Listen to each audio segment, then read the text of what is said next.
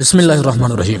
اللہ کے نبی صلی اللہ علیہ وسلم کے پاس ایک بوڑھی عورت آئی اور کہنے لگی، یا رسول اللہ صلی اللہ علیہ وسلم، آپ میرے لیے دعا کیجئے کہ اللہ تعالیٰ مجھے جنت میں داخل کر دے۔ آقا علیہ السلام نے فرمایا کہ یا ام فلان ان الجنہ لا يدخلها عجوز، کہ اے فلاں کی ماں، جنت میں کوئی بوڑھی عورت داخل نہیں ہوگی۔ تو بوڑھی عورت پریشان ہو گئی اور رونا شروع کر دیا، اور یہ کہ وہ جنت میں داخل نہیں ہوگی اس لیے رونا شروع کر دیا۔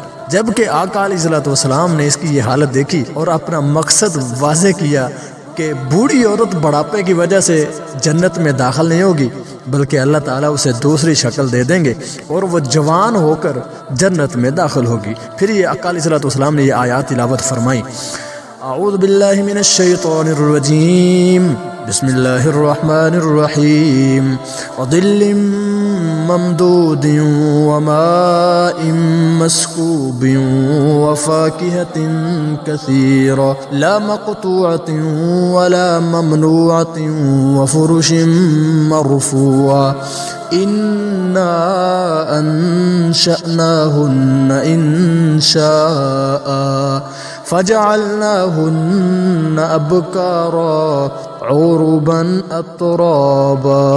اس کا ترجمہ یوں ہے، اور لمبے لمبے سایوں اور بہتے ہوئے پانیوں اور بکثرت پھلوں میں جو نہ ختم ہوں گے نہ روک لیے جائیں گے، اور اونچے اونچے فرشوں میں ہوں گے۔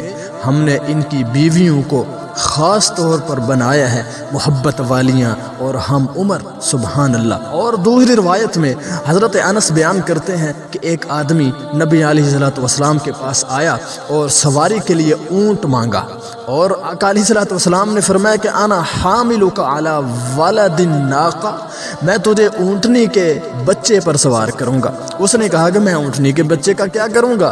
نبی علیہ السلام نے فرمایا کہ وَهَلْ تَلِدُ الْإِبِلَ إِلَّا النُّوقُ، اونٹنیاں ہی اونٹ کو جنم دیتی ہیں، یعنی کہ ہر اونٹ جو ہے وہ اونٹنی کا بچہ ہی تو ہوتا ہے۔ تو اللہ کے نبی صلی اللہ علیہ وسلم نے فرمایا، کیا میرے صحابی، کیا کوئی اونٹ ایسا بھی ہے جو اونٹنی کا بچہ نہ ہو؟ تو ناظرین اور سامعین دیکھیں، ہمارے پیارے پیغمبر صلی اللہ علیہ وسلم اگر مذاق بھی کرتے ہیں، کسی کو ہنساتے بھی ہیں، کسی کو مذاق بھی کرتے ہیں، تو سچ بولتے ہیں، اس میں جھوٹ نہیں ہوتا۔